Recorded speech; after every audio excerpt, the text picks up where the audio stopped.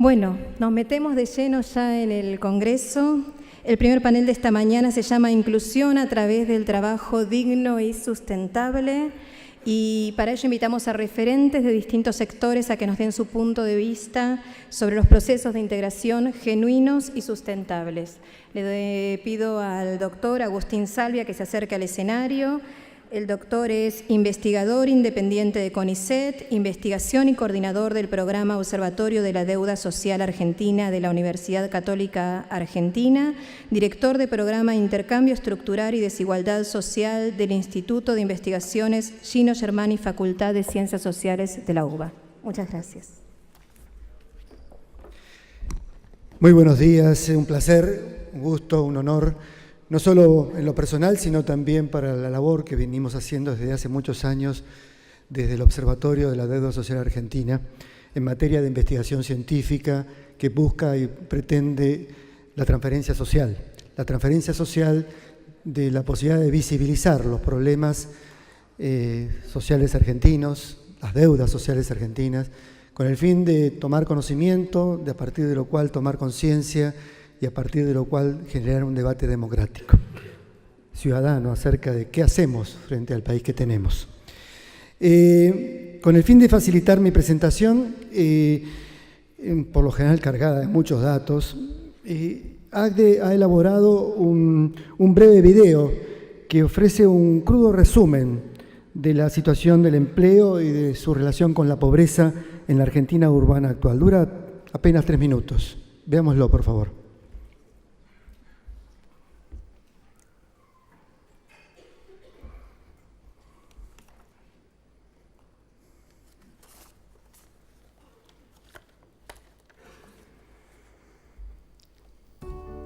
En la Argentina, a finales de 2016, participaban del mercado de trabajo aproximadamente 19 millones de personas, el 45% del total de la población nacional.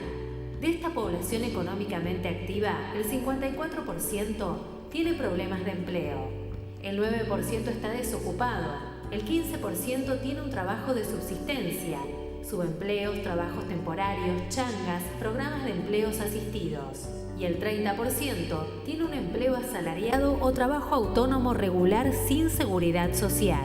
Aproximadamente 14,7% de los ocupados trabajan en el sector público, 36,8% en el sector privado formal y 48,5% en el sector microinformal, compuesto por establecimientos pequeños, emprendimientos familiares, autoempleos de subsistencia, cooperativas sociales o de economía popular, todas ellas de muy baja productividad y remuneración. Más del 80% de los trabajos que se generan en este sector no están registrados, son precarios y no cuentan con ningún tipo de protección social. La heterogeneidad estructural del sistema económico argentino, las amplias brechas de productividad, no solo se ponen de manifiesto en la precariedad de los empleos, sino también en las remuneraciones. El promedio de ingresos de los trabajadores en 2016 fue de 11.500 pesos, donde la mitad de ellos ganaban menos de 10.000 pesos mensuales. Quienes estaban empleados en el sector moderno de la economía registran sueldos promedio de 15.700 pesos, mientras quienes tenían un empleo precario rondaban los 9.550 pesos y los trabajos de subsistencia apenas 4.100 pesos mensuales. En la Argentina, no solo el desempleo es un factor para caer en la pobreza. El acceso a salud, alimentación segura, educación, servicios básicos, vivienda digna, comunicación e información son otros factores clave. También la estructura del empleo enfrenta un fuerte déficit de calificaciones. El 40% de los trabajadores no terminaron el secundario y solo un 20% cuenta con formación profesional. A su vez, terminar el secundario tampoco es garantía de un buen empleo. Entre quienes terminaron el nivel, el 55% está desocupado o tiene un empleo precario o informal. ¿Cómo generar nuevos marcos regulatorios, fiscales y legales que promuevan el desarrollo local y regional hacia el sector informal y las economías sociales? ¿Cómo derribar las barreras productivas estructurales que impiden la inclusión de los núcleos de marginalidad?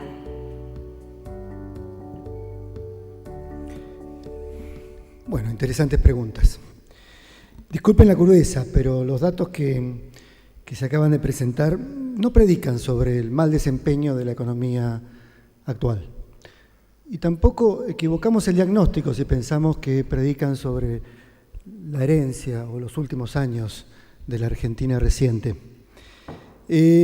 Por mucho que denunciarlo de una u otra manera pueda resultar políticamente útil, estaríamos equivocando el diagnóstico y simplificándolo.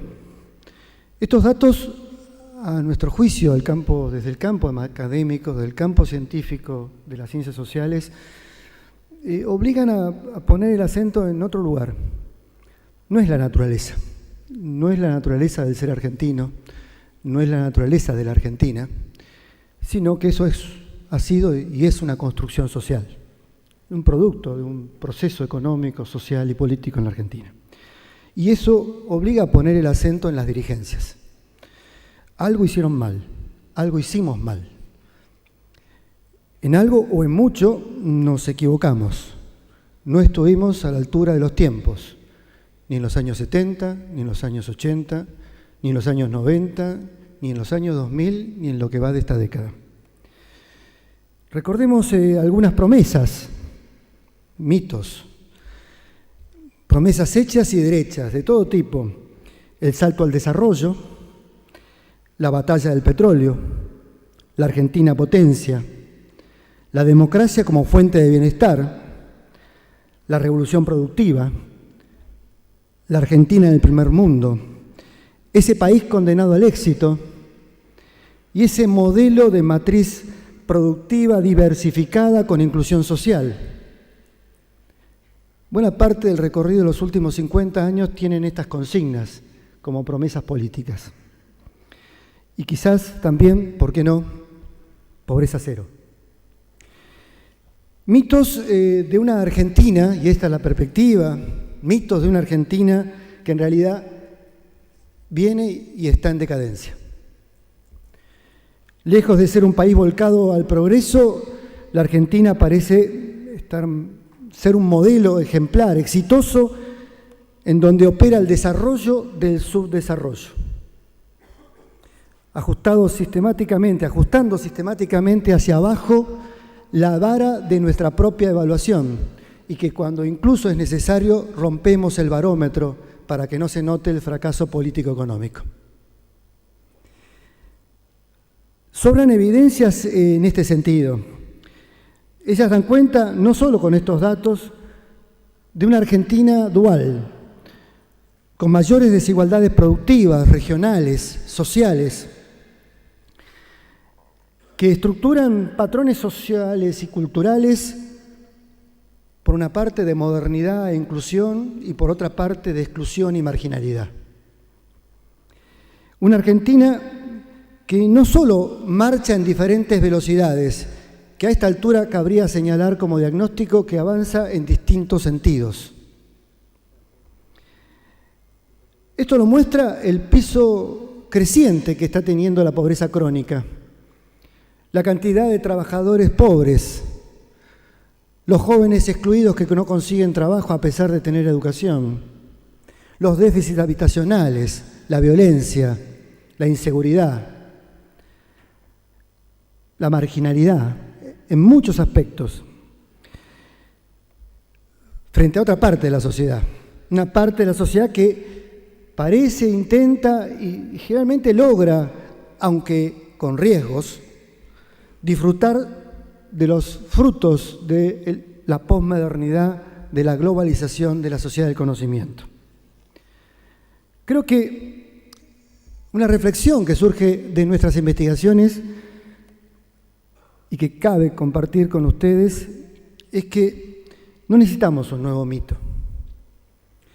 Necesitamos hipótesis realistas.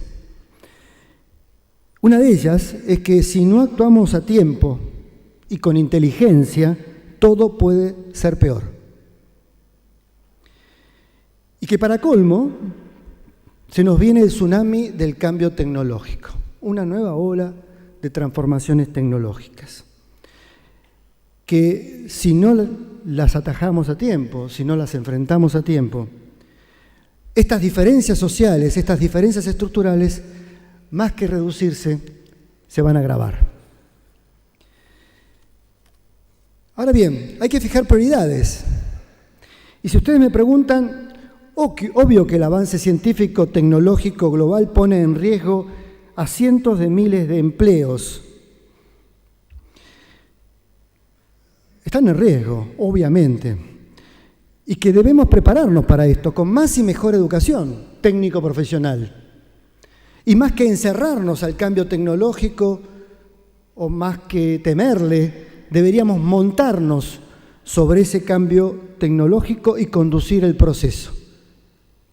Pero eso significa políticas de Estado, estrategias orientadas a ese proceso. Y obviamente orientando todas las capacidades que genera el cambio tecnológico hacia una inversión social más equitativa. Mejores servicios de salud, mejores servicios de educación, alimentación garantizada para todos, mejor hábitat, mejores viviendas, condiciones de inclusión social y también muchos más empleos. Aprovechar el cambio tecnológico para multiplicar los empleos. Pero para que esto ocurra, el cambio tecnológico no puede ser solo un bien de capital de uso ganancial. El cambio tecnológico tiene que ser un bien común, tiene que ser un bien público y debemos aprovecharlo como tal y potenciarlo como tal, usarlo como instrumento y herramienta para ello. En las actuales condiciones de inequidad vamos a fracasar. Va a haber un nuevo mito y un nuevo fracaso. Pero si hacemos bien las cosas, si el avance científico tecnológico sirve para producir nuevas necesidades humanas, nuevas formas de trabajo, nuevos bienes, nuevos diseños, nuevos servicios, nuevos empleos, miles y miles de nuevos empleos y trabajos se van a generar. Quizás millones de nuevos trabajadores puedan participar de una sociedad distinta a la que tienen actualmente. Ahora bien, para que eso ocurra, necesitamos que el mundo, una región, un país, este país, al menos este país, los descartados y los descartables se constituyan en imprescindibles. Portadores de derechos, fuentes de ingreso, que aporten al desarrollo económico, social, productivo y cultural de nuestra sociedad. Necesitamos más inclusión para que haya efectivo desarrollo y que el cambio tecnológico se constituya en una oportunidad y no en un riesgo de un nuevo fracaso. Muy lejos del paradigma del derrame, actualmente la literatura especializada en el mundo, y no solo la Laudato Si, reconoce que reducir las desigualdades es condición necesaria para fomentar no solo el crecimiento, sino la reducción de la pobreza y, por lo tanto, un desarrollo sostenible en lo económico y sustentable incluso en lo ambiental. Coincide el Banco Mundial con la CEPAL, coincide el PNUD, la ONU, con las organizaciones no gubernamentales a nivel global. Está claro que solo la inversión, la gran inversión, la inversión globalizada, que no reduzca las desigualdades, no se van a convertir en un instrumento del progreso, sino de nuevos procesos de destrucción humana y ambiental. Obviamente que para esto no basta dar confianza a los mercados, no basta recibir inversiones globales, no basta la buena voluntad, no basta sumar educandos, ni beneficiarios de programas sociales, no basta ganar elecciones, tal vez sean condiciones necesarias, pero no bastan, sino que desde nuestra perspectiva hay que dejar atrás mitos, temerle a los mitos, dejar atrás las falsas promesas, aprender de los errores, asumir riesgos, innovar. ¿Quiénes? En principio, las dirigencias económicas, sociales y políticas. ¿Qué sabemos? Sabemos que las políticas de expansión del consumo interno, sin inversión, con déficits fiscales crecientes, con circulación de los excedentes pero que no generan nuevo valor, básicamente mantienen economías de subsistencia y garantizan que ciertos segmentos informales de la economía logren tener una changa, un trabajo, algún ingreso. Pero también sabemos que eso crea clientelismo, no solo político, clientelismo económico improductivo. Amplía las brechas de desigualdad estructural.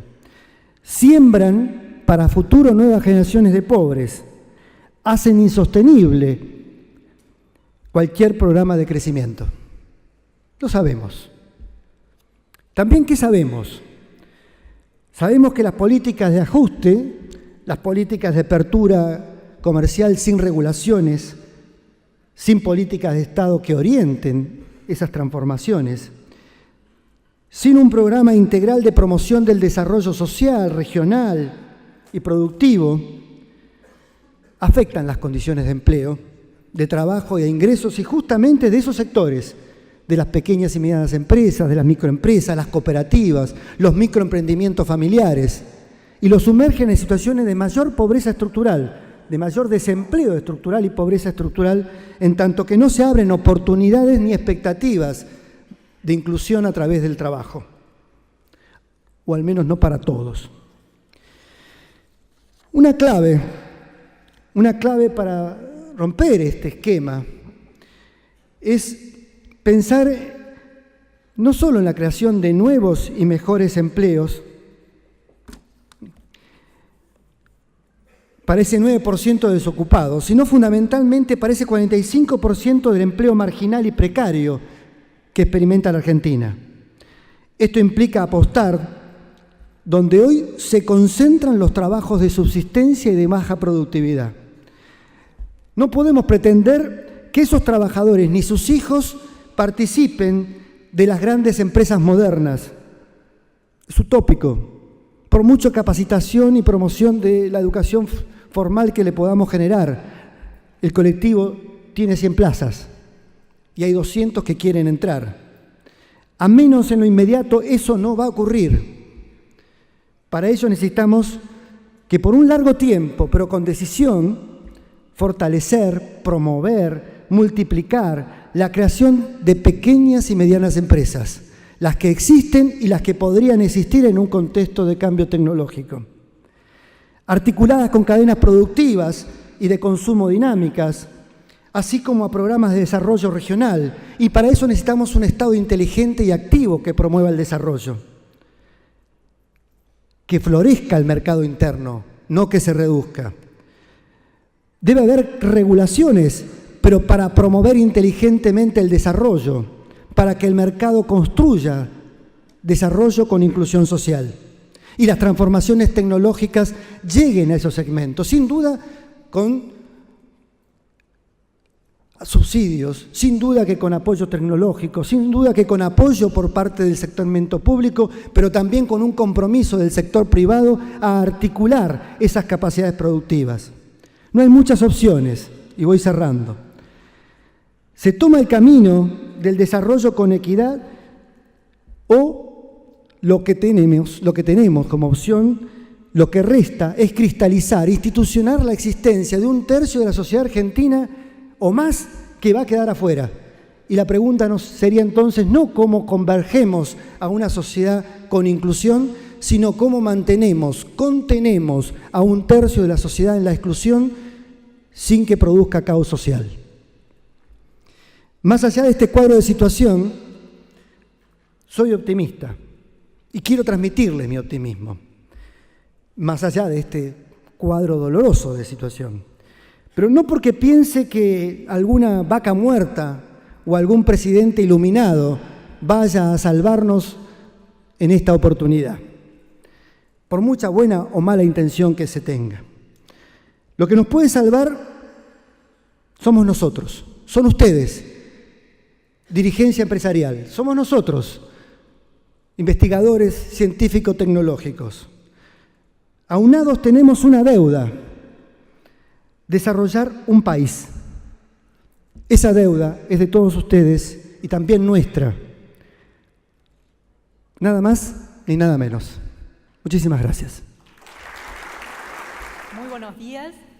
Me siento totalmente honrada, un privilegio poder estar esta mañana compartiendo con ustedes esta charla donde desde ACDE nos invitan a reflexionar sobre un tema tan importante y tan central para nuestra sociedad como es el del mundo del trabajo, como es el trabajo, en su vinculación también con la inclusión social, con esta lectura tan exacta y tan cruda que hemos tenido, ¿no? de los datos de cómo estamos como sociedad, y la invitación entonces es a reflexionar a partir de esos datos de cómo estamos, de cómo queremos ser como sociedad, que en el fondo creo que es también un poco una definición que nos debemos dar de cómo queremos ser como humanidad en este rincón tan hermoso de la Tierra, ¿no? que nos toca habitar y en el cual tenemos una responsabilidad bastante importante quienes estamos acá, creo, que es la Argentina.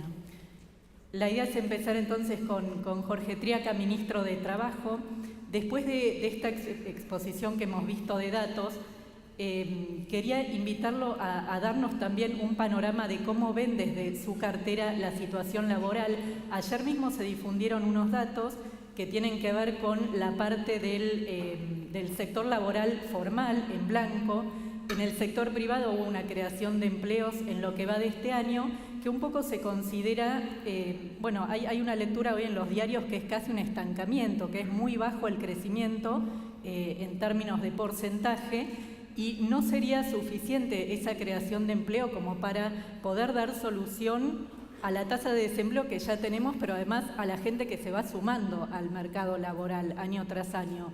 Por eso quería saber, bueno, un poco qué lectura hacía, cuáles son las expectativas y de qué sectores podría venir también una creación de empleo y a partir de qué condiciones. Bueno, primero de todo, ¿se escucha? Sí. Primero de todo, agradecer a ACDE la invitación. Particularmente estoy orgulloso de integrar este panel. Viendo el informe anterior, digamos, lo primero que tenemos que decir es que ese informe refleja la realidad. Lo que señalaba el doctor Salvia es parte de lo que venimos diciendo desde hace mucho tiempo, desde antes de asumir el gobierno. 1 de cada 3 argentinos están en situación de pobreza. En la Argentina, en los últimos 5 años, la dinámica de crecimiento del empleo se ha estancado. Ha crecido proporcionalmente mucho más el empleo en el sector público que en el sector privado asalariado formal. Y esto es algo sobre lo que tenemos que reflexionar. Y cuando tenemos que reflexionar sobre esto, tenemos que mirar la dinámica de los últimos años y hacernos las preguntas correctas. Ahí Agustín señalaba alguna de ellas, pero sobre todo para mirar no solamente la cantidad de personas con posibilidad de trabajo, sino también la calidad del trabajo, porque esto es algo que tenemos que mirar, porque las condiciones en las cuales está hoy la Argentina, cuando 1 de cada 3 argentinos está en situación de pobreza, cuando la informalidad refleja casi 4,5 millones de trabajadores, cuando hay 1 millón, casi 200.000 jóvenes que no estudian ni trabajan, bueno, ahí están puestos nuestros desafíos. Y yo quiero hacer mención a algo que se señalaba anteriormente que tiene que ver con el compromiso dirigencial. El compromiso dirigencial, no solo de los que estamos hoy acá, sino también de quienes tienen responsabilidad de gobierno, como nos toca a nosotros, local, provincial, nacional, como también la responsabilidad de representación, no solamente gremial, a veces a través de las organizaciones sociales, hace que tengamos que tener claro que este es un diagnóstico que no empezó ayer, digamos, que esto no es algo que pasó ayer, por más que durante mucho tiempo no se nos daban los datos oficiales, los datos reales de lo que estaba pasando en nuestro país y se nos decía que había menos pobres que en Alemania. Digo, más allá de esa situación, nosotros tenemos que partir de esta realidad y mirar en el ámbito del trabajo cuáles son las grandes preguntas. Y yo señalaría 3 grandes aspectos para poder mirar la evolución del trabajo. Cuando uno analiza, y esto lo relevamos a través de la encuesta de indicadores laborales, que es una encuesta que se hace hace más de 20 años en la Argentina, es la encuesta más grande en relación al vínculo del empleo y del sector empleador, y vemos que ahí una de las primeras preocupaciones tienen que ver con los conflictos en el ámbito del trabajo. Y cuando hablamos de los conflictos no solamente tiene que ver con la judicialización, no tiene que ver solo con el trámite judicial, sino que muchas veces se parte de una premisa que es el trabajador o el empleador. El trabajador o el empleador.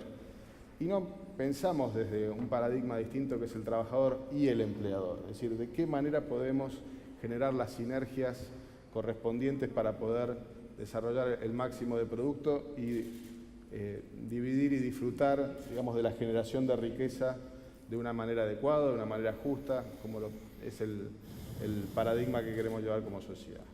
Esto en la primera medida. Cuando vemos esto y miramos números específicos, en la Argentina hemos pasado en el año 2011 de 58.000 juicios por accidentes de trabajo al año 2016 a 115.000.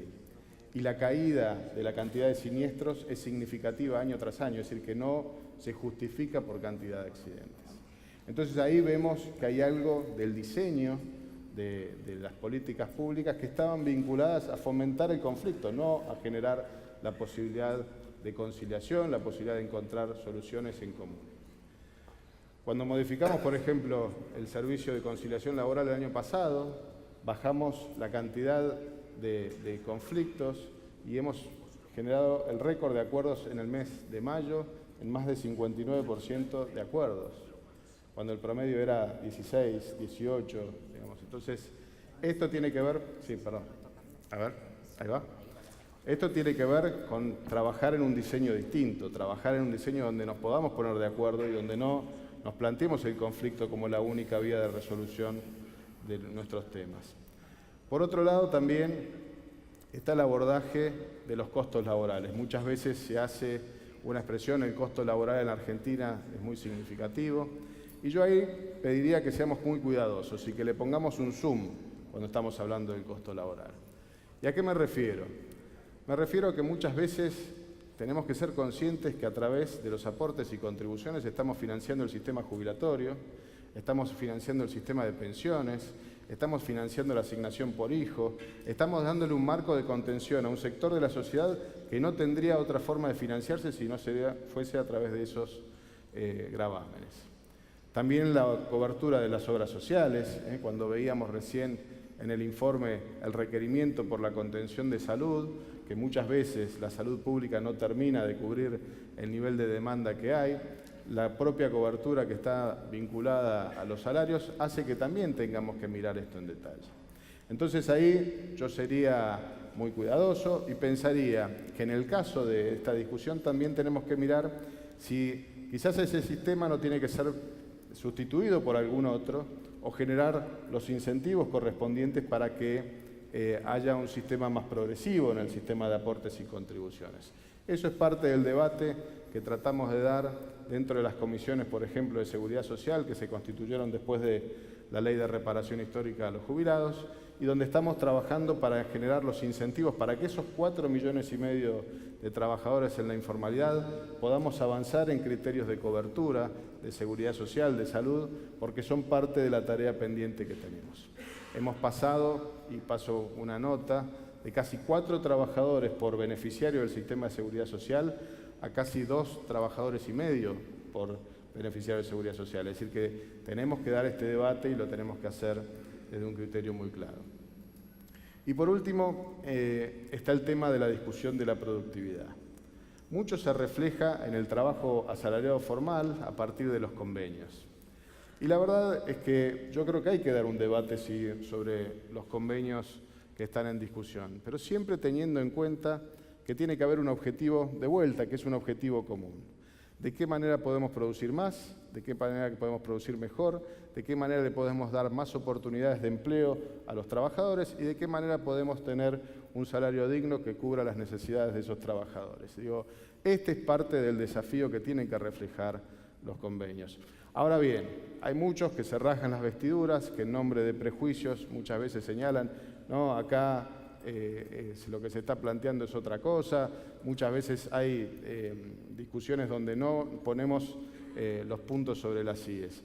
Y verdaderamente ese es el debate que tenemos que dar con cierta madurez. El año pasado presentamos un proyecto sobre ley de empleo joven.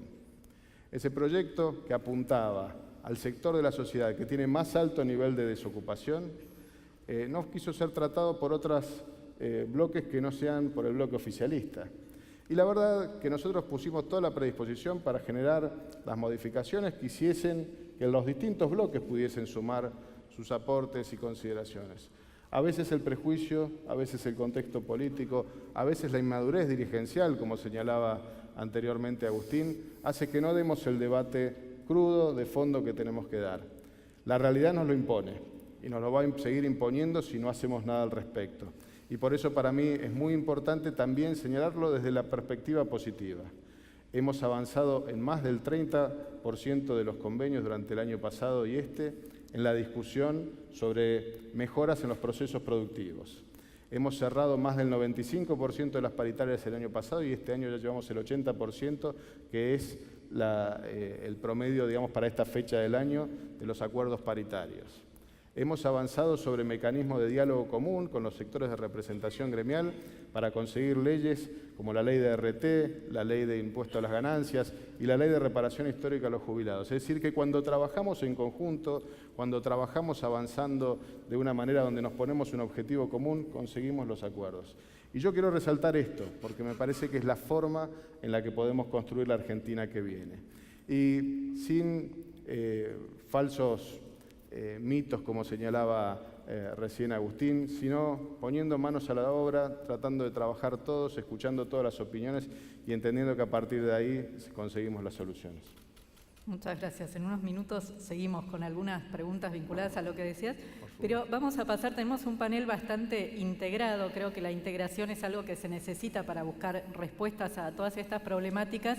Tenemos a la función pública, a la actividad emprendedora y al aliento a la actividad emprendedora que vamos a escuchar ahora, al sindicalismo y a la educación representados en este panel. Así que Jorge Lawson, te iba a preguntar justamente por el rol que puede tener el emprendedorismo y el aliento y de qué manera se puede motivar a las personas para que una parte también de la solución a estos problemas esté en la propia fuerza, en la propia energía puesta al servicio de hacer y de tener una ocupación útil en la sociedad y de, bueno, formarse y poder generar los propios ingresos, ¿no? Bueno, por supuesto, buenos días. Es maravilloso poder estar en un panel en ACDE discutiendo no solo lo que nos pasa, sino fundamentalmente qué podemos hacer para mirar un futuro del cual seamos protagonistas y podamos ser actores de ese cambio. Yo primero quisiera definir, Silvia, qué es un emprendedor, porque muchos creen que es un pibe que tiene un sueño, y eso no es verdad. Ser emprendedor es una forma de ser, una forma de vivir, una forma de hacer. Un emprendedor es una persona que se apasiona y todos los días se levanta pensando que va a cambiar el mundo. Y puede ser un empresario, pero también puede ser un policía, o puede ser un periodista o un ministro. Es alguien que permanentemente quiere cambiar las cosas. Un emprendedor descansa haciendo otra cosa. Y por eso promover esa cultura es promover futuro. Hoy nuestros jóvenes, en su mayoría, si uno les pregunta, quieren ser empleados públicos, porque tienen estabilidad, porque es más fácil. Y nos falta también motivarlos, porque emprendedor no se nace, se hace. Y quien debe hacerlo son los actores sociales, las ONG, el Estado. Todos nos debemos comprometer en crear los escenarios para que se desarrollen. Y eso es muy importante, porque yo no vengo a hablar aquí desde una idea o desde un sueño de un emprendedor, que yo también lo soy. Vengo a hablar desde el punto de vista de alguien que ya lo hizo, que triunfó, que fracasó, que se fundió, que le fue muy mal y fue aprendiendo. Equivocarse es una forma de aprender y hacerlo de nuevo es una forma de trascender. Y yo, después que me equivoqué muchas veces y volví a recuperarme, decidí ayudar a los emprendedores porque veía lo difícil que era para ellos trascender con un estado adverso, con una sociedad adversa que no los comprende ni que genere escenarios. Tocaba la puerta de los ministerios luego de estar en instituciones ONG de las que participé y de las que fundé. Y los ministros me decían, no, es un problema de ustedes, los empresarios, no es un problema nuestro. Y yo le decía, es el Estado el que debe ayudar. Y no.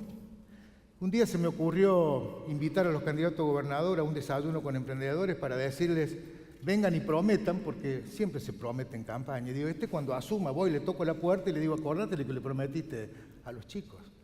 El problema es que ese gobernador que después ganó me dijo, vos tenés que ser ministro, para que todo lo que peleaste desde abajo lo puedas desarrollar desde la parte pública.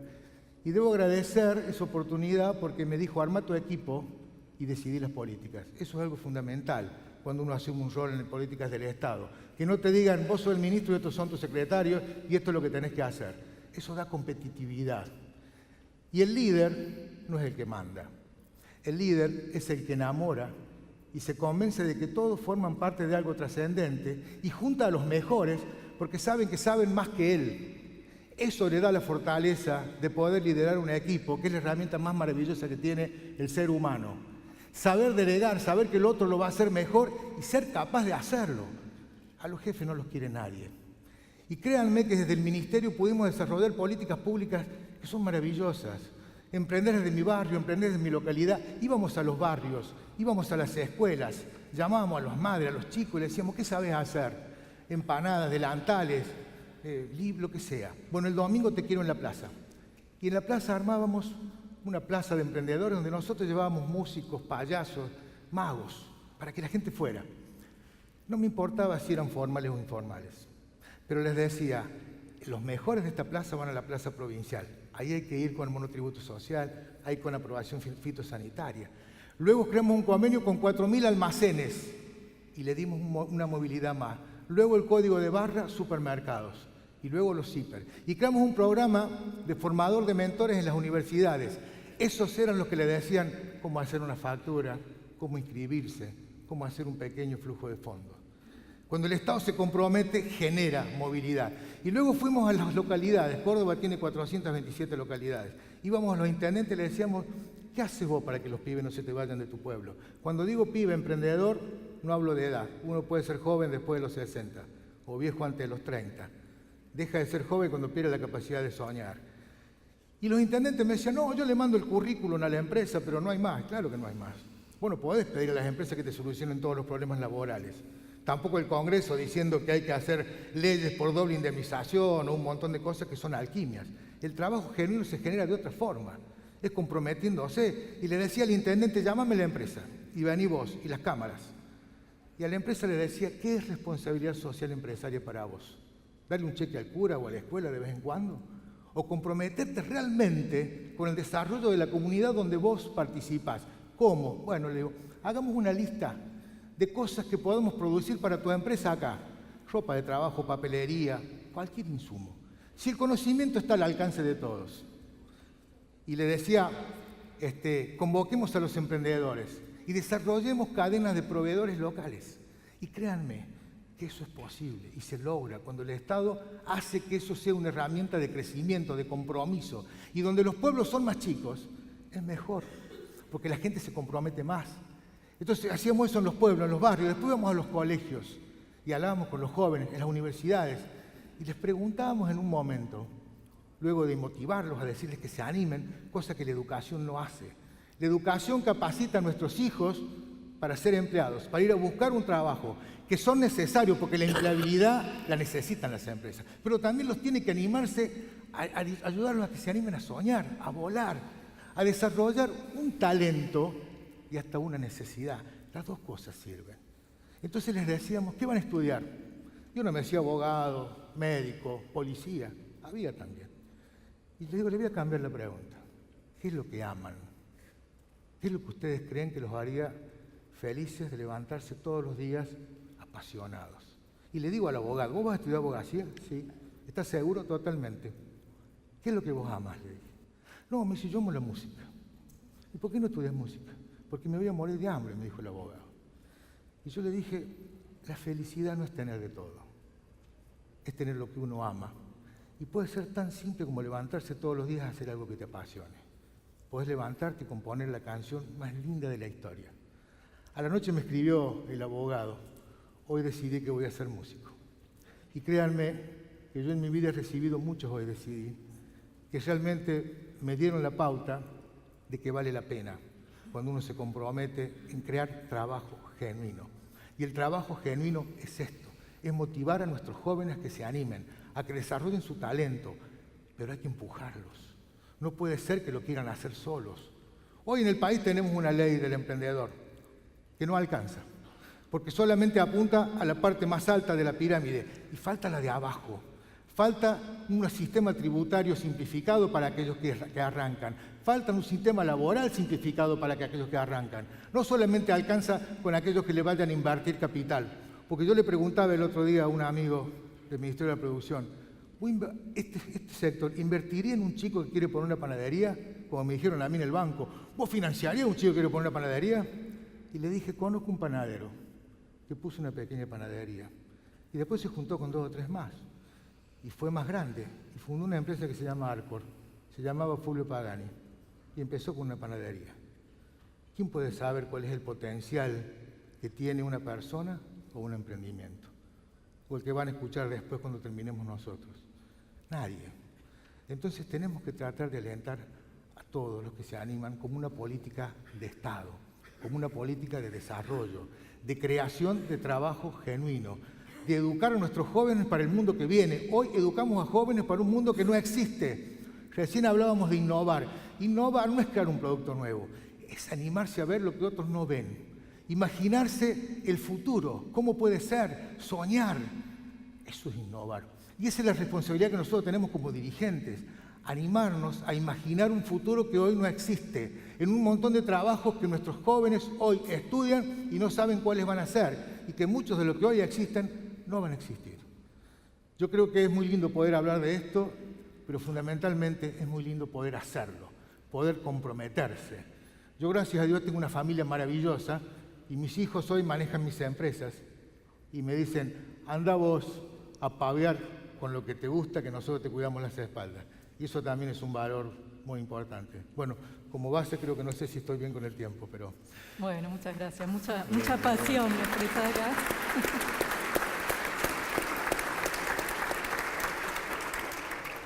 Y pasión creo que siempre hay también, por lo menos por lo que vemos en la dirigencia sindical, ¿no? Entre quienes ejercen el liderazgo o un rol también importante en las sociedades de ese lugar. Ricardo Pignanelli, si mal no recuerdo, tiene 4 décadas más o menos, ¿no? Ya de actividad sindical, gremial.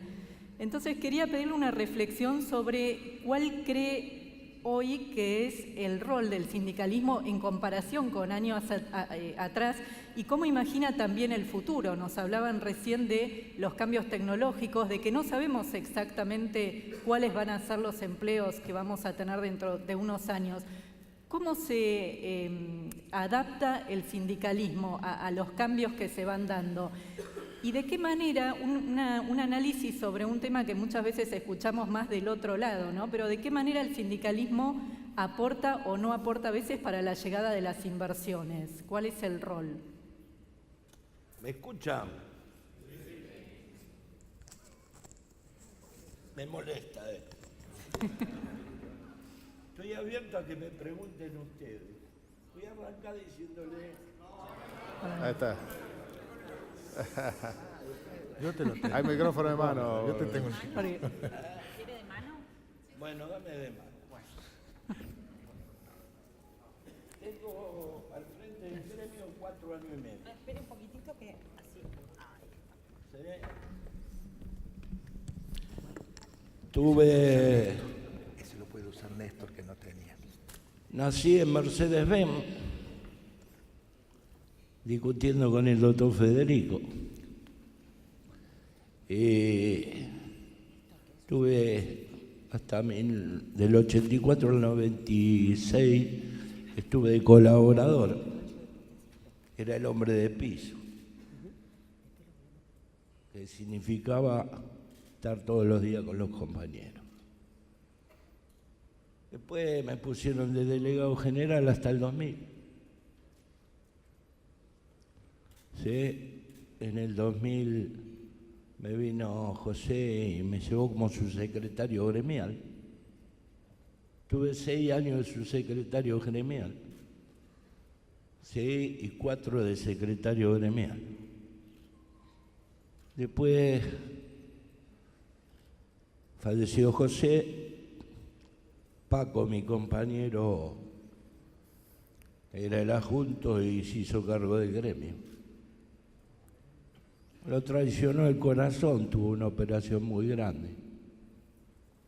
Y una tarde vino y me dijo, hacete cargo vos, gordo, yo te acompaño. Yo soy técnico electricista en la vieja del colegio industrial, doble turno. Terminé de noche porque mi viejo perdió el laburo. Trabajaba en General Motors. ¿Sí? Y cuando me tocó gobernar el gremio, y siempre hablo con Paco, ¿sí? José fue el mejor dirigente que tuvimos en la historia. Tuvo su cosa buena y su cosa mala, como la tengo yo, como la tiene él, como la tiene todo ser humano. Jamás nosotros salimos a denostar el pasado. Porque nos juntamos con Paco y dijimos, vamos a tomar todo lo bueno y vamos a corregir todo lo que no nos gustó. Entonces,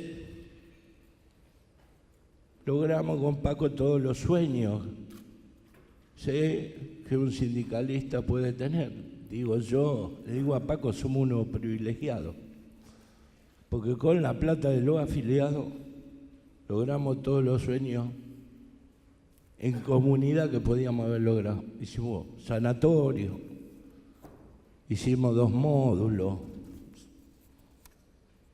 compramos 5 campos de recreación para los compañeros, 2 hoteles, y tenemos 500 millones de pesos en el banco.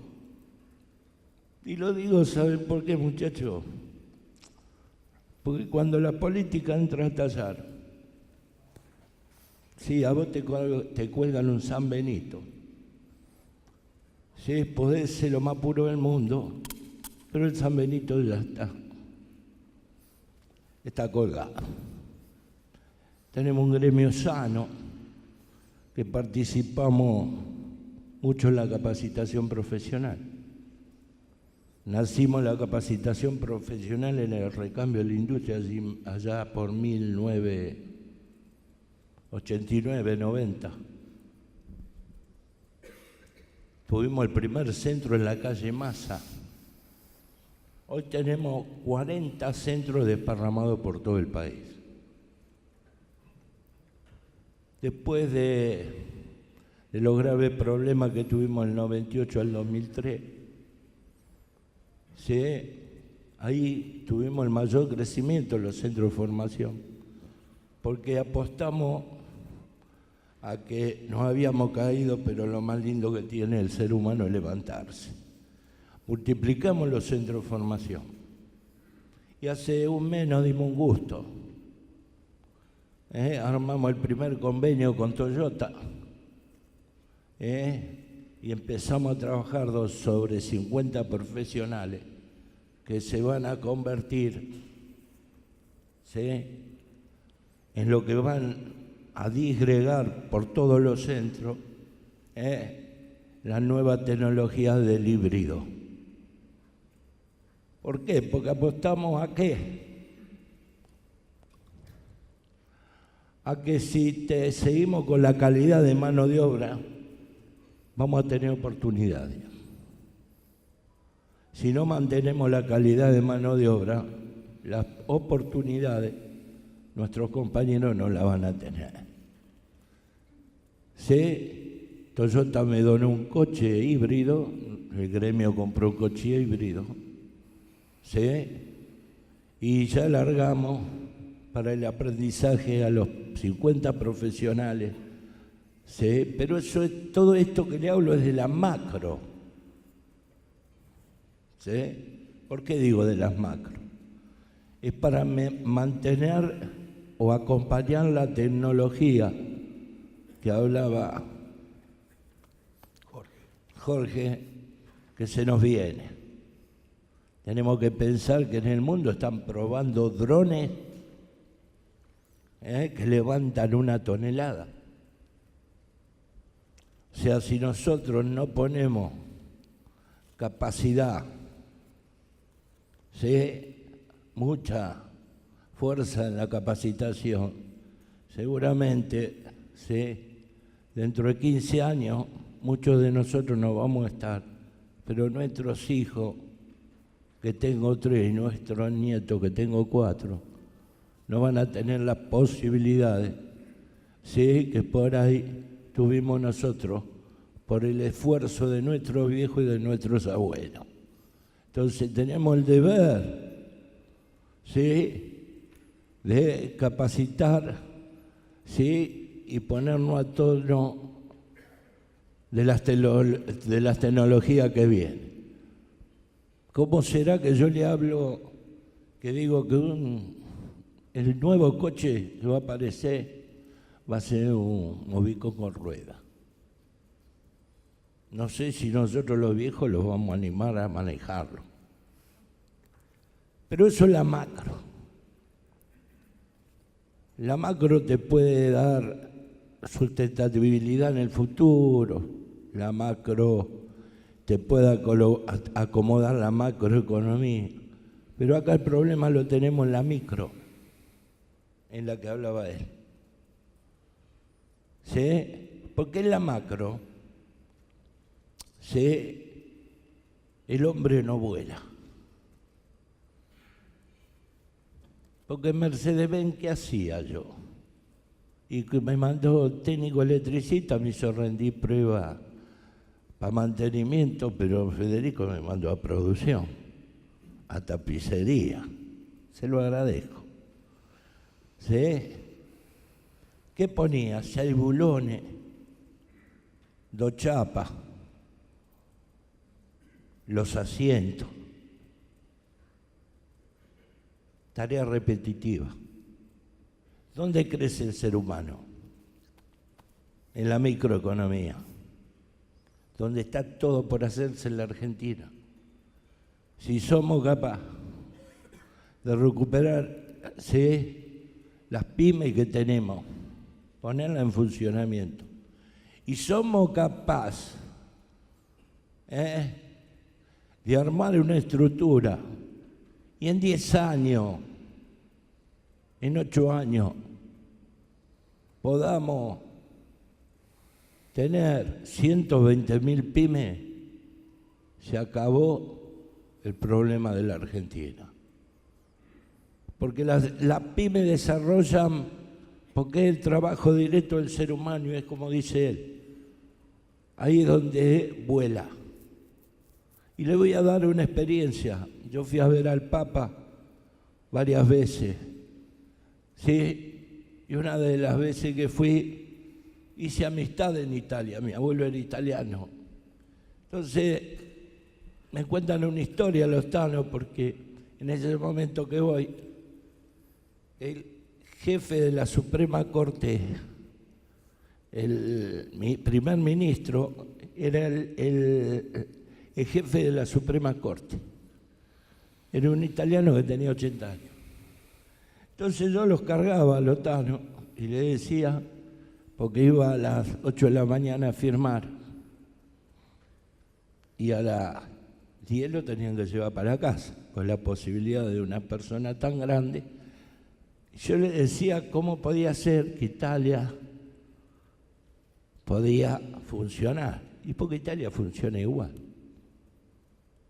Entonces me cuentan una historia. Allá por la década, el fin de la década del 70, principio del 80, el presidente era Craxi. Sí, se venía una evolución en la tecnología en Europa.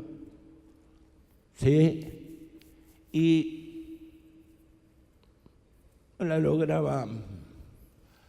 no se lograba insertar el industrial en esa tecnología que venía.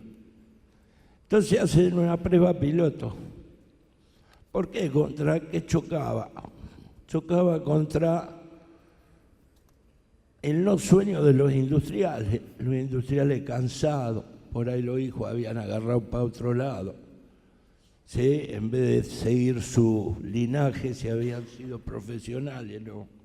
Entonces, hacen una prueba y toman, salido de la universidad, 200, ¿sí? 200 estudiantes. Le dan un nicho de posibilidades, ¿sí? Para que se desarrolle. En ese momento, en plata de hora, ¿sí? Le hicieron un préstamo de 200.000 euros. Sí, era un préstamo que tenía 2 etapas, 5 años y a 10 años. Los 5 primeros años eran, no tenía que pagar. Y los segundos 5 años tenía que levantar. Pero le pusieron una trampa que fue exitosa. Sí, habían evolucionado, si evolucionaban las empresas esas, si evolucionaban en gente, si evolucionaban que habían sido capaces de insertarse en el mercado europeo, si evolucionaban en tecnología. A los 5 años, ¿sí? Los primeros $100.000 se lo condonaban. Y a partir de ahí pagaban los segundos $100.000. La prueba la hicieron con 200 personas. Los tanos dijeron, bueno, si se nos cae el 25%, es un éxito. Tenemos 150 empresarios jóvenes como para seguir adelante. ¿Saben cuál porcentaje se cayó? El 2%, claro.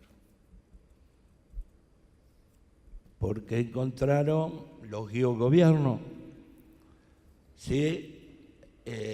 Los guió con asesoramiento, le controló a dónde iban las inversiones de los préstamos que le habían dado. Entonces, a partir de ahí, ¿qué hacen? La ley toscana. Que la ley toscana, ¿sí? Promueve las pymes. Y a partir de ahí Italia empieza a manejar con pymes. Ustedes van a Italia y grandes empresas no hay.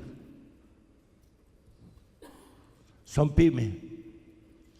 Y la pyme traspasa a los gobiernos. Siguen trabajando más allá de quién es el presidente, más allá de las políticas. Son pymes que nacen familiares y después se convierten en de 10, 15, 20, 100 trabajadores. Ahora, si yo la miro la evolución y tecnológicamente, son de primera. Entonces yo hago una pregunta.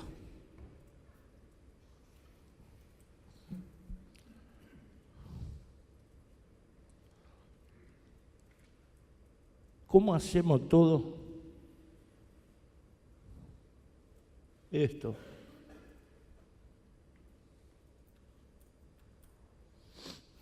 Si no se llama una grieta.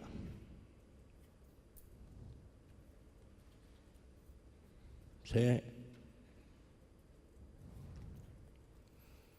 Si no se llama una grieta,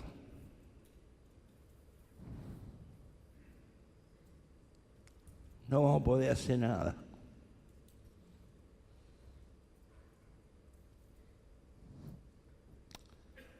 Si seguimos cajoteándonos, yo digo, estoy enojado con la política, un militante de los 18 años del peronismo. Estoy enojado con la política. ¿Saben por qué? Porque la grieta hace rato que la tenemos, pero el problema es que se profundiza cada vez más. Porque yo nací en Palomar, viví en Palomar, conocí a mi señora en Palomar y me iba a morir en Palomar, a 3 cuadras de la Carlos Gardel. Pero el potrero de la esquina, porque Palomar cuando fuimos ahí era todo tierra, ¿no?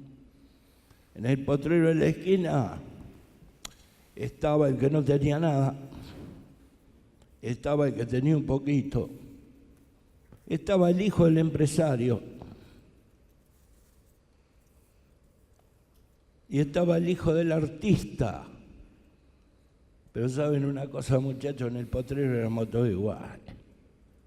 Hoy tenemos 63 años y nos juntamos de vez en cuando, ¿sí? Y si hay un empresario, ¿sí? Hay un gran herrero, hay un sindicalista, hay un doctor. Entonces, ojalá esto sirva para la teoría del encuentro. Sería una utopía decir mañana salimos, ¿sí? Y lo logramos. Porque en tiempos electorales es una utopía. Pero si después que terminan las elecciones no encontramos un camino en común, estamos en el horno. Porque la evolución del mundo nos va a dejar marcada acá la zapatilla. Este país no puede ser, no puede tener un modelo o otro modelo, tiene que tener un solo modelo. ¿Sí? Porque tenemos 40 millones de habitantes. Yo a veces cuando me dicen nos queremos parecer a los australianos, con perdón de las mujeres, las pelotas me hacen así. ¿Saben por qué?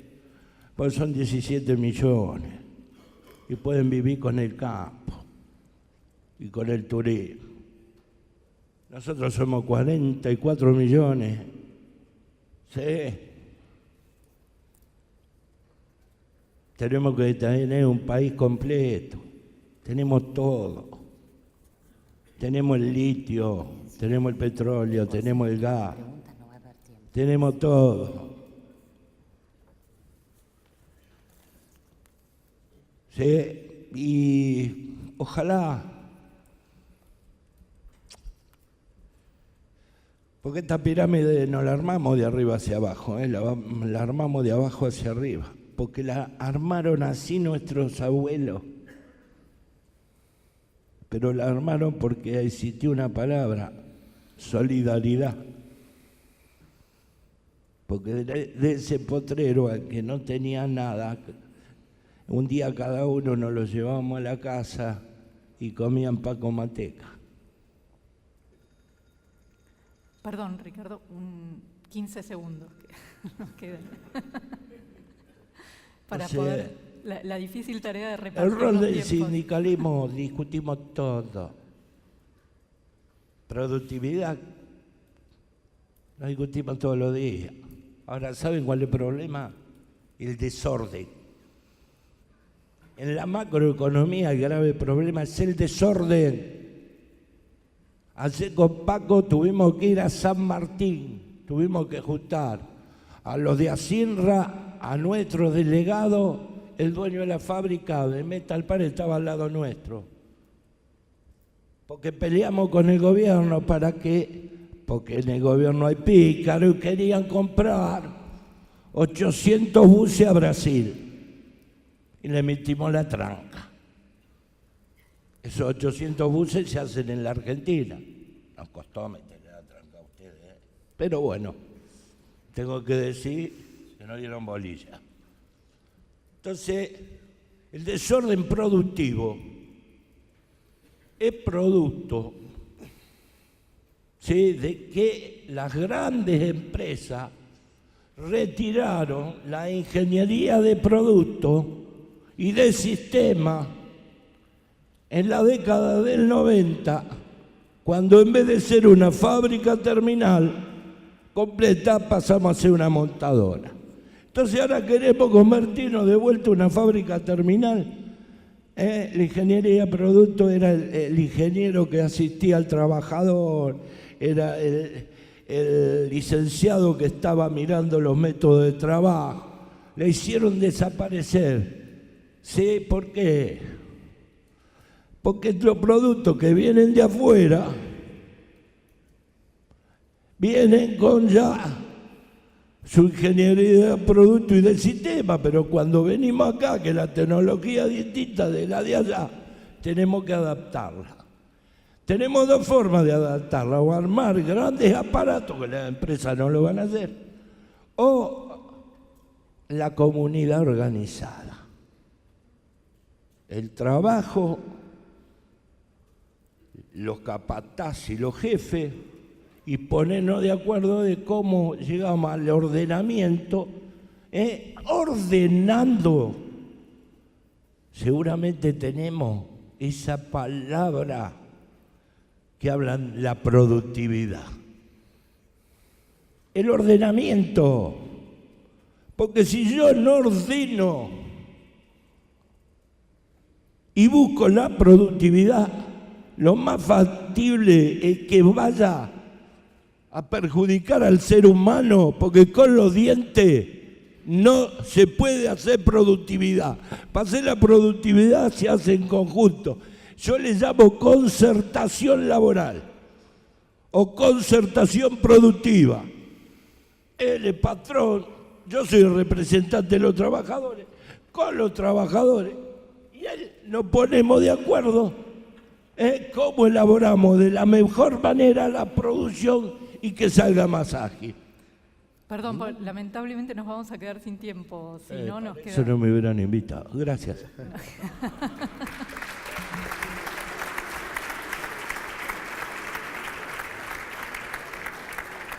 Nos queda todavía escuchar, bueno, hablábamos recién de temas de capacitación y de temas de algunas cuestiones sectoriales, pero nos queda escuchar también a Oscar Giglione, que hoy está al frente del INET, que depende del Ministerio de Educación, pero que estuvo en la iniciativa de Enseña Argentina con jóvenes profesionales que se tomaron el trabajo de buscar en las comunidades con población vulnerable e ir a acercarlos a la educación, ¿no? a formarlos.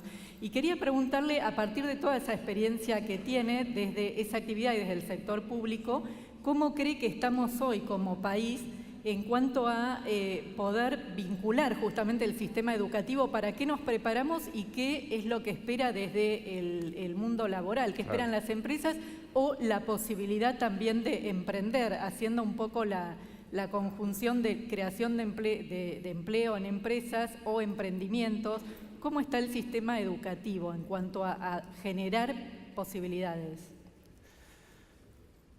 Muchas preguntas. Es difícil hablar después de Ricardo. Bueno, gracias por la invitación también, como haciendo una apretada síntesis de lo que vemos. Creo que justamente ese punto de enlace es la barrera más grande que tenemos. Si uno va a la escuela, no sé hace cuánto que no visitan una escuela, si hace mucho, vayan. Uno ve que la escuela termina en una pared, ¿no? Esa pared visible, ladrillos, ahí termina en principio la educación. Pero cuando uno sale, cuando los chicos, las chicas salen y vencen esa pared, hay una pared muchas veces invisible, mucho más dura y mucho más alta y que los llena de muchísimas preguntas que las que tenían dentro de la escuela respecto de su futuro. ¿A qué me refiero? Esa pared empieza y nos dice que la mitad de los chicos no terminan la escuela secundaria en tiempo informe, ¿no? Y sigue creciendo y nos dice que incluso aquellos que la terminan no aprenden lo que deberían. Y sigue creciendo y nos dice que cuando salen a buscar trabajo, y lo vemos en los números del primer empleo, no lo consiguen, las empresas, los emprendimientos, los organismos, de alguna manera los rechazan porque no adquirieron las competencias o las habilidades que ellas esperan para su desarrollo productivo, emprendedor, social. De esa manera, esa pared que a veces no vemos dónde termina, al menos desde el punto de vista de la escuela, quisiéramos trabajarla formándolos a los chicos para toda la vida, o a las chicas para toda la vida. Si vemos que la formación lleva 10 o 12 años dentro de la escuela, pero la experiencia laboral son 30, 40 o hasta el final de la vida, pareciera ser que no hay una clara proporción entre cómo estamos articulando el tiempo que pasan dentro de la escuela y lo que va a suceder después. Algunas organizaciones, algunas empresas, algunos sindicatos, con algunas escuelas, en algunos sistemas, logran entender esos puentes, logran articular prácticas formativas, pasantías en el nivel superior, pero cuando uno lo ve a nivel agregado, eso no pasa del 20-25%. Entonces, los queremos formar para la vida, nos comprometemos hacia eso, pero el trabajo, que es una de las partes centrales de la vida, a eso no los anticipamos, o no lo estamos anticipando bien o de manera correcta. Desde el punto de vista de la empresa, cuando uno escucha a los empresarios, o grandes empresarios o las pymes, hay desafíos respecto de la regulación, de la organización. Ellos también ven otras paredes invisibles construidas que no les permiten hacer un buen vínculo. Cuando estas pymes, estas empresas hablan de cuál es el desarrollo del capital humano que deberíamos tener en cuenta en la educación, en general lo dividen en tres, ¿no? En el desarrollo de habilidades cognitivas, socioemocionales y físicas, ¿no? No es muy distinto a lo que, por ahí con otras palabras, formamos o queremos formar en educación. Ese planteo nos interpela muchísimo porque a nivel de desarrollo de habilidades cognitivas, la educación hoy está más bien reproduciendo ese mismo compartimiento estanco en términos del pensamiento. Uno va a una escuela, va a una clase y solo hace falta ver el pizarrón y son todas preguntas que se contestan con sí o con no, con datos fácticos. No hay demasiado pensamiento crítico, no hay preguntas, no hay desafíos en términos de resolución de problemas, no se desarrollan demasiado las capacidades cognitivas, no está pensado el sistema de esa manera, no se planifican las clases de esa manera, con lo cual 1 año, 2 años, 12 años de eso parecían no estar desarrollando todas esas competencias cognitivas que después el mundo productivo, el mundo laboral demanda. A nivel de habilidades socioemocionales, que es hoy algo que está muy en boga y que realmente termina siendo un diferencial al momento de ingresar o no a un trabajo, la educación recién ahora está viendo cómo incorpora esos contenidos a su planificación curricular. Y se habla de trabajo en equipo, de pensamiento crítico, de resolución de problemas, de aprender a aprender, pero recién ahora eso está bajando a nivel macro, a nivel sistema educativo. No es que no haya escuelas o docentes que no lo hagan, hay personas que lo hacen hace muchísimo tiempo, pero a nivel estructural recién ahora eso está permeando. Y a nivel físico, a nivel competencias físicas también está muy sesgado, ¿no? Se reduce a algunos espacios muy discretos dentro de la currícula horaria, pero no hay una visión de desarrollo de las competencias físicas de los jóvenes. Entonces, tenemos esas grandes paredes visibles, algunas, ¿no? que contienen, pero tal vez no dan tanto contenido, y otras que impiden lograr esos puentes entre el mundo del trabajo y el mundo de la educación. Y ahí es donde nosotros tenemos que ser más inteligentes en cómo articularlo. Por supuesto, de política estamos trabajando con el Ministerio de Trabajo, de tener una mejor articulación en términos de prácticas formativas, ellos desde el punto de vista también del trabajo del primer empleo, entre otros, nosotros para adaptar esas currículas, esa forma de enseñar hacia adelante, pero pareciera ser que no es suficiente. Ayer me reuní con un grupo de estudiantes de una escuela técnica y les conté que iba a venir, y sus docentes, y les conté que iba a venir acá y que iba a estarle hablando a gente muy importante, y les dije, bueno, yo tal vez tengo esa posibilidad, ustedes por ahí no la tienen hoy, déjenme ser vocero de ustedes. Entonces discutimos un poco esto, y les dije, bueno, si quieren que pase un mensaje, esta es una buena oportunidad. Y el director me dice, pibe, decirles que sean más valientes, ¿no? Y me lo dice a mí también, ¿no? Que sean más valientes en términos de empujar estas reformas o esta nueva visión de la educación para articular mejor con el mundo del empleo. Porque si no lo hacemos o no lo hacemos de una manera que realmente sea inteligente, se va a seguir muy fácilmente reproduciendo el resultado de la educación que tenemos hoy, que si lo vemos en los últimos años está estanco. Tan estanco, como te decía al principio, a veces son estos compartimentos entre educación y trabajo. Perfecto, muy buenas reflexiones. Sí. Ministro, se nos habla mucho de grietas, se habló, Agustín Salvia cuando hacía la presentación hablaba también de la Argentina dual. Los temas de educación siempre son más graves en la parte más sensible y más pobre de la población. Y Jorge Lawson también nos hacía un comentario sobre la ley de emprendedores que cree él que no apunta justamente a esa población más vulnerable. Y voy a juntar esto con algunas de las preguntas que llegaron, que son un montón, pero no nos va a dar el tiempo, lamentablemente. Pero hay algunas preguntas también referidas a eso, a de qué manera desde el Ministerio tienen políticas o están planificando políticas que apunten justamente a esa parte de la población más vulnerable a la que más le cuesta llegar. Bueno, por supuesto, para nosotros hay una parte que es esencial, que trabajamos con el Ministerio de Educación, pero también lo trabajamos con las distintas organizaciones que nos ayudan a generar oportunidades de formación para los que quieren trabajar, para los que están trabajando y buscan otro tipo de empleo, pero también para los que se quieren preparar para los desafíos del futuro. El proceso formativo, como señalaba recién Oscar, es permanente, no es un proceso formativo donde te capacitas durante estás en la escuela o en la secundaria o quizás si tenés oportunidad terciaria o universitaria, sino que la visión que tenemos sobre el futuro del trabajo hace que pensemos en procesos formativos permanentes. Y por supuesto que también, como se señalaba anteriormente, y parte lo decía Jorge y antes Agustín, nosotros abrazamos el cambio tecnológico, es decir, porque pensar el cambio tecnológico sin pensar su oportunidad hace que no miremos cosas como las que señalaba Ricardo anteriormente. Ya están preparando 50 profesores para enseñar sobre el desarrollo de autos híbridos y a partir de eso van a generar nuevas oportunidades de trabajo y van a avanzar sobre nuevas calificaciones que le permitan encarar los desafíos que tienen por delante. Ahora, eso no alcanza y en eso coincidimos que teniendo estructuralmente 1 de cada 3 argentinos en situación de pobreza, teniendo una economía informal donde se reflejan muchos trabajadores, tenemos que trabajar también en elementos básicos. Durante el año pasado votamos la Ley de Emergencia Social, pero también hicimos mucho durante este año para generarle nuevas alternativas a los trabajadores de la economía social, para que tengan a través de muchos de los programas que tenemos tanto en el Ministerio de Desarrollo Social como en el Ministerio de Trabajo, puedan ir generando sus elementos y prácticas dentro de empresas, llamémoslas convencionales, formalizadas, y también que el beneficio de los programas que tienen no se les suspendan si pueden conseguir un trabajo en un sector de la economía formal. Es decir, que tratamos de trabajar para que haya una migración entre el sector más informal de la economía, con una productividad menor, y a partir de los procesos formativos, de los procesos de apoyos en la generación de empleo, puedan encontrar un trabajo en el sector formal de la economía.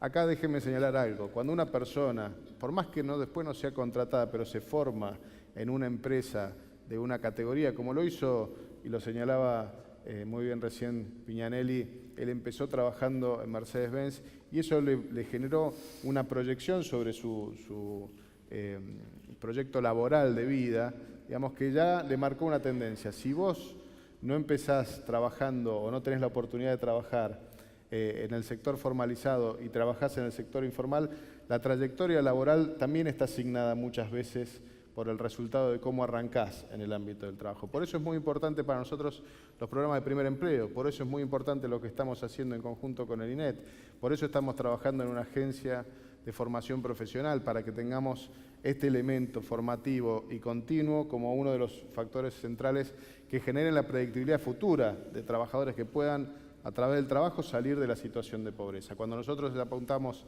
a pobreza cero, tenemos muy claro que la pobreza cero es un objetivo anhelado, pero que lo tenemos que hacer a partir de la generación de empleo decente, de empleo de calidad, donde discutamos de qué manera trabajamos, para que esos trabajadores que hoy están en la informalidad puedan tener la cobertura de seguridad social, pero también la capacidad suficiente para poder ser parte del sistema cotizante de ese conjunto.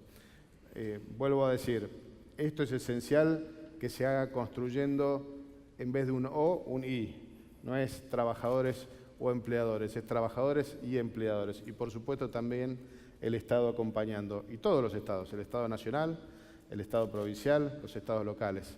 Ahí tenemos que discutir no solamente reformas al sistema de seguridad social y el impacto que tienen sobre la generación de empleo, reformas al tema de la judicialización de los conflictos, pero también tenemos que pensar la reforma impositiva, porque muchas veces eso genera un detrimento, un freno de mano a las oportunidades de empleo.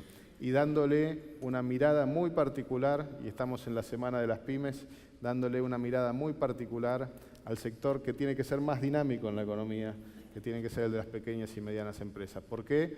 Porque es a partir de eso. Pensemos que hoy en la Argentina hay más de 600.000 pymes. Si una pyme contrata a una sola persona, cada una de esas pymes, tenemos muchos de los problemas resueltos, digamos. Entonces, generar ese dinamismo es lo que nos da la oportunidad de crecer. Así que es parte de la tarea en la que estamos. Hoy comentabas un tema de progresividad cuando hablabas de costos laborales. ¿Eso es en referencia a las pymes, en discriminar cuánto pagan las pymes? Y en todo caso, ¿hay alguna medición de cuál es el resultado? ¿Realmente pasa por ahí, por el costo laboral, la solución para que se contrate a más gente? Como yo bien te decía, nosotros detectamos 3 grandes temas, digamos, que a la hora de la contratación. Y cuando vos ves los datos de los últimos años, vemos que hay una retención de puestos de trabajo en el sector formal, aun cuando hay una caída o hay un estancamiento del producto. Por supuesto, siempre con fluctuaciones y entradas y salidas de gente del sector del empleo, pero también cuesta cuando empieza a crecer la economía a que crezca el empleo. Es decir, no se despide tanto cuando la cosa no anda bien y tampoco se contrata tanto cuando la cosa anda mejor. Digamos, entonces, eso está muy atado, digamos, a la estructura y a los incentivos que tienen las empresas grandes y pequeñas para contratar personal. Y ahí tenemos que dar un debate de fondo. Pero también tenemos que bajar la conflictividad, también tenemos que ayudar para que los derechos de los trabajadores tengan una asistencia inmediata y no pasen 5 años a través de una demanda laboral para poder recibir los beneficios o de una indemnización o de un juicio por accidente de riesgo de trabajo. Digo, son las cosas sobre las que nosotros tenemos que poner nuestro foco y en eso hemos construido grandes consensos. Por eso le vuelvo a decir, si construimos esos consensos, yo creo que parte de lo que señalaba anteriormente a Ricardo se va a resolver. Esa grieta se va a ir cubriendo, se va a ir tapando y vamos a ir sanando heridas en la medida que construyamos esos consensos y podamos mirar hacia el futuro que queremos construir como argentinos. ¿Qué lectura se hace del Ministerio de Trabajo de los hechos? En los últimos días justamente hubo mucha protesta social vinculada a estos temas, ¿no? A la inclusión, y tienen que ver con esta Argentina dual también. Esta realidad es lo que admite que pasen estas cosas. ¿Cuál es la lectura? Por supuesto, lo primero que hicimos nosotros es reconocer esa situación. O sea, en la Argentina hoy hay un espacio de diálogo y todas las organizaciones sociales, incluso ayer cuando tuvimos conflictos en la calle, estaban en la negociación dentro de los ministerios, digamos, es decir, que hay un marco institucional para poder dialogar. El segundo es el reconocimiento del otro, y saber que el otro es parte de la sociedad que integramos, es decir, no negamos la existencia del otro, sino que creemos que es parte. Y lo tercero es que creemos que la forma de encontrar soluciones es una forma donde todos podemos aportar algo. Y ahí me parece que hay mucho por hacer, me parece que hay un debate legislativo pendiente en relación sobre todo a las pequeñas y medianas empresas y a la forma contractual en las cuales las pequeñas y medianas empresas pueden formalizar trabajadores. También pensemos que ahí es donde hay mayor cantidad de trabajadores en negro o informalizados y tenemos que poner nuestro foco. Estamos haciendo un enorme esfuerzo en fiscalización, hemos hecho más de 160.000 fiscalizaciones el año pasado, hemos detectado más de 85.000 trabajadores informalizados que han podido formalizarse, pero también tenemos que aplicar tecnología. En los últimos días, como decía anteriormente a Ricardo, en una provincia del norte de nuestro país hemos utilizado drones para ver cómo se hacían las cosechas y hemos detectado 70% de evasión tributaria y de evasión previsional sobre los trabajadores. Al día siguiente que hicimos ese operativo, donde utilizamos una tecnología distinta, más de 50 empresas formalizaron sus trabajadores. Es decir, acá tenemos que generar los incentivos, pero también tenemos que generar los controles, porque es la recuperación del Estado como un generador de oportunidades y como un elemento vinculante entre las oportunidades de uno y las necesidades de otro. Bueno, ya estamos en -10 con Déjame el tiempo. decirte, Silvia, las preguntas que estén, por favor, después pasámelas y yo se las mando la respuesta a través de la página de ACLE. Sí, porque han llegado un montón de preguntas. ¿10 segundos? Sí, 10. Costo laboral es producto de lo que necesita el trabajador para mantener su trabajo.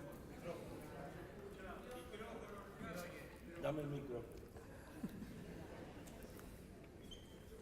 Son 10 segundos.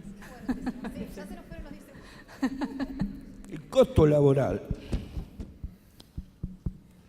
es producto de lo que necesita el trabajador para parar la olla, para llevar a los pibes al colegio y para seguir engrandeciendo esta patria, dándole una buena educación para agregar calidad de vida y calidad de evolución. Entonces, cuando se habla del costo laboral, hay que tener mucho cuidado de lo que se dice, porque estos trabajadores vienen poniendo el hombro de hace muchísimos años, porque nos costó a nosotros en la organización donde discutimos buenos salarios, tengo que admitirlo, aunque la terminal es el 2% el costo laboral. El costo de mano de obra es el 2% en las terminales. En el autopartismo llega al 20%. Ahora, el problema no es el costo laboral, el problema es que si yo de un automóvil, ¿sí?, tengo de contenido nacional nada más que el 20%, es el 20 del 20. Distinto sería que yo tuviera tanto trabajo que haría el 80% del automóvil. Y entonces la mano de obra por volumen seguramente va a bajar. Porque también me hago otra pregunta yo. No, sí, nos van a bajar a nosotros del escenario. Nos quedaríamos escuchándolos a todos todo el tiempo. Lamentablemente el tiempo es tirano.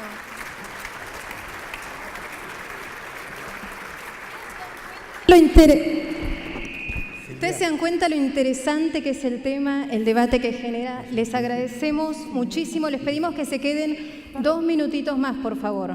Jorge. Sí, una reflexión final. Yo quería hacer una reflexión final, porque estamos hablando mucho de trabajo, de costo laboral, de oportunidades, de la grieta. Y yo quisiera decir algo que tiene mucho que ver con el futuro, que es cómo reconstruimos la sociedad. Y acá hablamos de liderazgo. Y todos crecimos bajo un apotegma falso. Los pueblos tienen los líderes que se merecen, son mentiras. Los líderes deben construir la sociedad que nos merecemos. Y el primer líder de una sociedad es el padre y la madre de familia, que deben educar con el ejemplo. Necesitamos ejemplaridad en los padres que se animen a poner límites, porque son los que forman los dirigentes del futuro. Los que después no queremos o no estamos de acuerdo se forman en nuestros hogares. Y ahí hay que asumir la responsabilidad de tener autoridad paterna. Los maestros son líderes y deben ejercer liderazgo transmitiendo a nuestros chicos amor hasta nuestros símbolos patrios. Hoy ser abanderado es ser nerds. No hay cuadros de honor porque el que no estudia se siente mal. Yo prefiero pagar el psicólogo al que se sienta mal, pero volver a recuperar el valor del esfuerzo. Cuando uno es exitoso en nuestro querido país, la gente dice, ¿cómo lo habrá hecho? Jorge, vamos a contar una historia de eso ahora, ¿eh? Bueno, entonces, mi mensaje final, ¿cuál es? Si queremos eliminar la grieta, cada uno de nosotros en el pequeño espacio que tiene, dedíquese a liderarlo, siendo un ejemplo, haciendo las cosas bien, siendo correcto, honesto y transparente. Creo que es la única forma que vamos a terminar con el tema de la grieta. Muy bien. Bueno, muchas gracias.